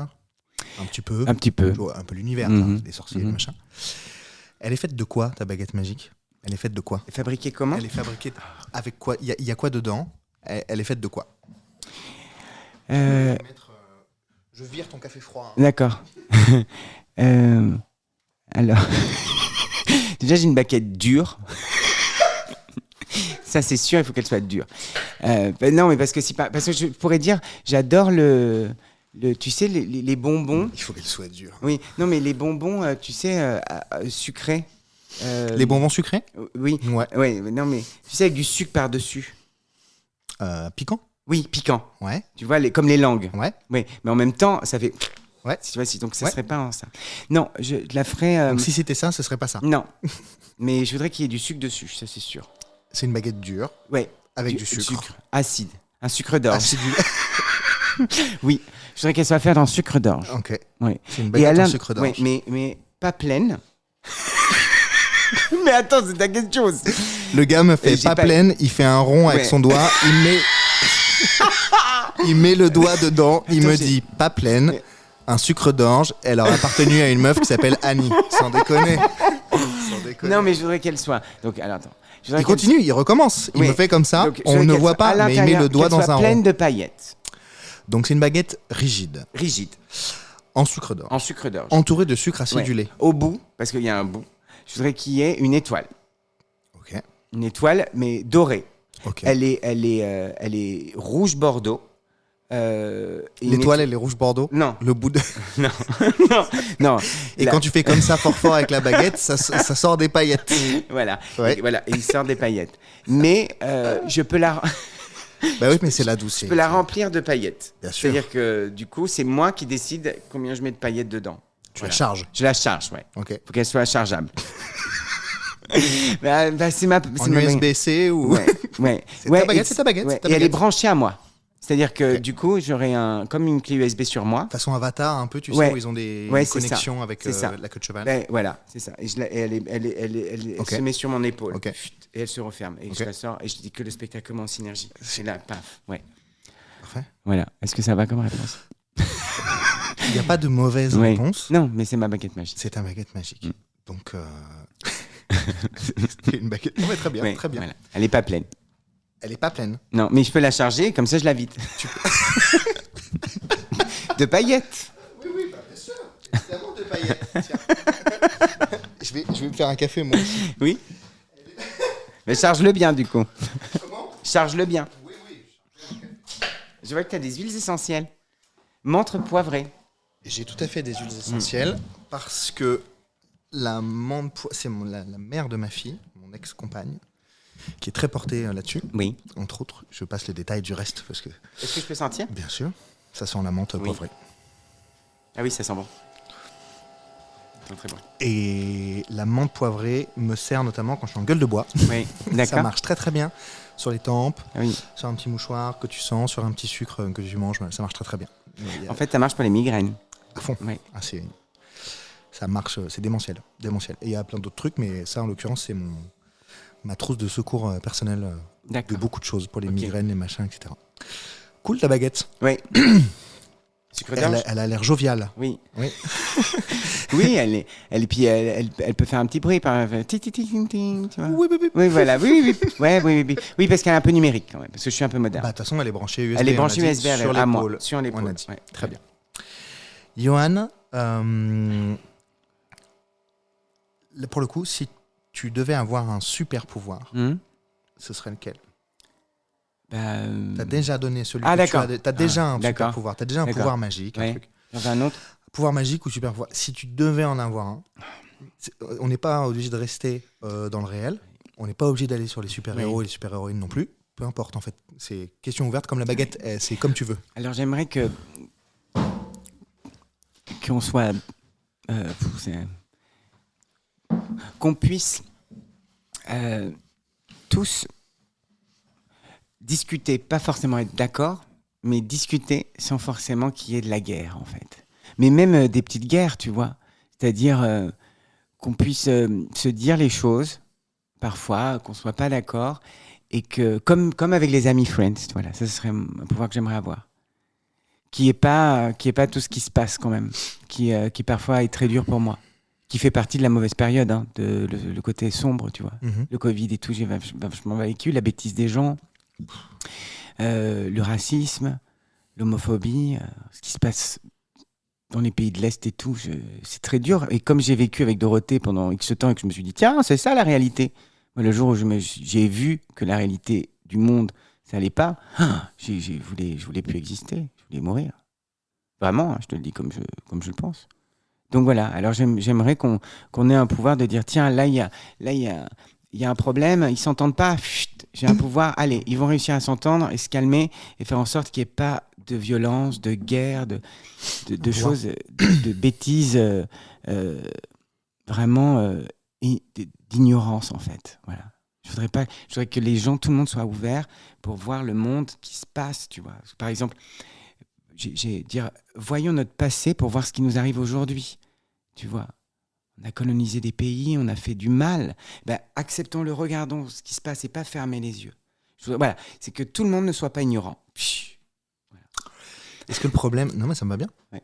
Il n'y a pas de mauvaise réponse. C'est une question, tu vois, ouverte. Donc c'est pas ton pouvoir, c'est un pouvoir pour tout le monde. Ok. Bah, mais non, après moi je suis super-héros, donc c'est moi qui... C'est toi qui... Ouais, c'est moi qui donne. C'est toi qui asperge les gens du pouvoir. Ouais. Ça marche. Et on fait une série. Et après, on fait une série. Chaud, on fait une série. Et en même temps, je tombe amoureux de gens ignorants, tu vois. Oui, bah bien Voilà. sûr. Ah bah, sinon, on peut pas s'accrocher au personnage. Il faut qu'il soit un peu lamentable, un peu machin et tout. Rencontre l'amour, mais il est trop ignorant et c'est pas possible. Bah, il pourrait tomber amoureux d'un robot voilà. Qu'on a façonné à l'image de Hitler, par exemple. Tu vois, un truc un peu comme ça, Exactement. bien vénère, tu Oui. vois. Mais ça serait une super série. Et il serait noir, le robot, tu vois. Un truc avec Exactement. une petite moustache comme Ouais. ça. Tu as vu cette série qui s'appelle Hunters sur Amazon? Non. C'est avec Al Pacino notamment. D'accord. J'ai pas Amazon. Ah, il faut vraiment que D'accord. cette série. Allez-y, vous. On dit souvent, on va voir ça, et les gens font oui, bien sûr. Non, mais Personne, on n'y va jamais. C'est juste après la Seconde Guerre mondiale, années 70, je crois, et c'est tiré d'une histoire vraie. C'est des chasseurs de nazis. D'accord. Et donc les anciens nazis ont été exfiltrés d'Allemagne, machin, ils sont complètement dans la société américaine et tout. Et eux, ils les chassent. D'accord. C'est trop puissant. Ouais, c'est ça. Puis il y a Al Pacino dedans. Enfin, voilà, Ok. bref. Bah, j'irai voir. Give it a try. Épisode 1 ou 2 épisodes. Juste le premier, normalement, suffit pour te happer, mais dès les 10 premières secondes. C'est très vénère. Bon, bref, peu importe. Globalement, je réfléchis en même temps. Hein. Non pas à la question, mais par rapport au dernier truc que tu as dit. Je te rassure, c'est pas le plus long des podcasts que j'ai fait. Hein. Mais ouais, ça pourrait durer 2 heures de plus sans trop de problèmes. D'accord. Je trouve ça cool. D'accord, ouais, arrête quand même parce que là, ça commence à devenir long. En fait, vis-à-vis du pouvoir que tu racontes là, et on a parlé d'amour et tout machin, mais en fait, le problème, c'est l'ego, non? L'ego des gens, quoi. Ouais, bon. Non, je dirais. L'ego tout le temps, tu sais. Ouais, je dirais d'aller voir un peu plus loin, d'avoir le pouvoir pour ceux qui n'ont pas, et c'est pas de leur faute hein, parfois, mais n'ont pas cette vision-là d'aller voir un peu plus loin que le centre, ouais, leur univers et de la peur. Le racisme, c'est ça, c'est l'ignorance en fait. C'est pas. Moi, j'ai eu la chance de voyager parce que aussi j'ai eu quelqu'un qui m'a dit, bah, va voir un petit peu ce qui se passe. Et mon premier pays, c'est l'Égypte quand même, tu vois. Okay. Donc c'était un peu compliqué. Et en fait, grâce à ça, je me suis ouvert à plein de choses et d'aller voir un peu ce qui se passe ailleurs, ça permet aussi de mieux se recentrer et voilà, c'est pour ça que j'aime pas les gens ignorants, j'aime pas la bêtise humaine, tu vois. On peut trouver des solutions puis bon, bah, quand ces gens-là sont présidents, alors là, moi, ça me fait très peur, hein, j'ai très peur, tu vois. Ça me fait peur, donc j'aimerais pouvoir... Voilà, c'est pour ça que c'est important pour moi. Et la pop culture permet aussi de parfois de sortir un peu ça, et puis parfois de montrer, bah, l'humour c'est ça, de montrer, de rire de choses qui n'est pas censé être drôle à la base. Hein. Dans l'humour c'est ça. Voilà. Ça me va bien. Ok. J'ai 2 dernières questions pour toi. La suivante et la suivante. Est-ce que tu as, hormis ce qu'on a évoqué déjà, Friends, Buffy, peut-être autre chose, une œuvre, donc littéraire, cinématographique, une autre série, pourquoi pas, un chanteur, une chanteuse, machin, qui t'a très pop culture, très pop, quoi, qui t'a marqué, outre Lara Fabian, Buffy et Friends. Je réfléchis. Oh, j'ai plein de trucs. Ou qui serait ton un autre favori C'est quoi ton absolu favori? C'est Buffy? En série? Ouais, en série. Non, c'est Friends. Ok. Ouais. En livre? On va faire ça comme ça. Je lis. Je ne sais pas lire. Non, je lis pas beaucoup. Enfin, malheureusement, je dirais, je lis pas beaucoup. Enfin, les mangas, si. Quoi, c'est de la lecture. Oui, c'est de la lecture. Alors, si, c'est Video Girl High. Ok. Voilà. Et ça, c'était ce que non, je veux dire, c'est Juliette, je t'aime. Ok. Mais moi, je le regardais pas trop au Club Dorothée. C'est Maison Ikkoku, j'ai la collection. Donc, je les ai lus. Et ouais, ça, c'est mon. En littérature, c'est ça, c'est le manga. Et avec Maison Ikkoku. Ok. Juliette, je t'aime. Juliette, je t'aime. Oui, bien sûr. Musique? Lara Fabian? Ouais. Ah oui, trop facile. Je dirais ABBA. Ok. Mamma Mia. Enfin, la comédie musicale Mamma Mia. La comédie musicale. Ok. Moi, j'aime particulièrement Starmania. Ah, Starmania, oui, j'aime bien. Cinéma? Le cinéma, j'adore Sophie Marceau, moi. Donc, La carrière de Sophie Marceau? Ouais, non, j'aime bien ce film. Après, il y a un film qui m'a énormément marqué. C'est le premier film que j'ai vu au cinéma, c'est Jurassic Park. Enfin, le premier film, parce que je suis allé voir des dessins animés, mais le premier film que je suis allé avec ma cousine, et j'avais gagné des places pour un concours genre à Carrefour. Okay. Et donc, c'est le premier film que je suis allé voir sans mes parents, avec ma cousine, Jurassic Park. Et ça faisait un peu peur. C'est en 90, je crois. Ouais, quelque chose comme ça. Ouais. Tu vois, donc j'avais 8 ans. Top. Et voilà. Et ça, c'est un film que j'adore. Et que j'adore regarder. Ah, c'est une folie. Jurassic Park. Ouais, c'est une folie. Le 1. Oui, le 1. Ouais. On s'entend. C'est complètement. Au Camille. Oh! Il n'y a rien à manger sur le tapis. Hyper fondateur du reste du cinéma. Oui. Jurassic Park, je suis hyper d'accord. Ok, trop cool. Et ton personnage favori? Ton personnage favori qui t'a marqué? Fictif? Un dessin animé? Ouais, fictif. Je dirais... Ton héros, héroïne, super-héros, super-héroïne, pas super-héros, peu importe. Je réfléchis. Jessica Rabbit. Ok. Ouais, je trouvais que ça... Je sais pas, j'aime bien Jessica Rabbit. Ok. Ouais. Pas obligé d'expliquer, Ouais. tout va bien. Ouais, Jessica Rabbit. Johan, on arrive à la fin du podcast, ça va faire 1h30 là. Ok. Mais c'est cool. Ouais, c'est cool. Ça me va bien. J'ai passé un super moment. Mais C'était moi aussi. Très cool. Plein de choses pas inattendues, mais du coup, on sait jamais trop vers où on va. Oui. On est voilà, beaucoup de musique, beaucoup de trucs, c'est cool. Super. Donc c'était très bien. Reviens quand tu veux. Avec plaisir. Je vais faire des épisodes plus spécifiques sur des thématiques plus spécifiques.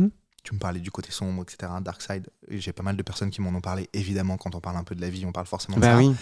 Donc, si ça te dit, je t'en reparlerai. Je vais te laisser le dernier mot, le mot de la fin. Je peux en avoir un 3. Déjà, merci. Avec plaisir. Je dirais partage et je dirais d'aller plus loin. Et je pense que là, je suis allé un peu plus... Enfin, parce que tu demandes des choses de revenir à des choses qu'on aime, qu'on a aimé, tout ça. Et en fait, ça nous permet d'aller plus loin. Donc, je dirais, loin. Aller voir un peu ailleurs. C'est cool. Voilà, c'était tout. Merci, Johan. Merci à toi. Salut. Salut. Merci d'avoir resté avec nous jusqu'au bout. Merci de ton écoute. J'espère que ce podcast t'a plu. Et c'est tout. Si ça t'a plu, n'hésite pas à en parler autour de toi, évidemment, en parler sur tes réseaux si tu as envie, à mettre un pouce, je sais pas où est-ce qu'on peut mettre des pouces, des étoiles, un commentaire sympa. Tu peux aussi mettre des commentaires pas sympas, mais c'est pas très sympa. Voilà. C'est cool de sortir un peu aussi du côté très geek, enfin très geek, très culture Marvel, Star Wars, etc. Parce que geek c'est pas vraiment ça, en vérité. Voilà, j'espère vraiment que ça t'a plu parce que j'ai pris beaucoup de plaisir à discuter avec Johan et j'espère que toi aussi t'as pris du plaisir à écouter ce podcast. Je crois qu'au début je dis vous et là je dis tu, donc c'est pas très grave. On se retrouve mercredi prochain pour un nouvel épisode de Pop Culture Expérience. Salut!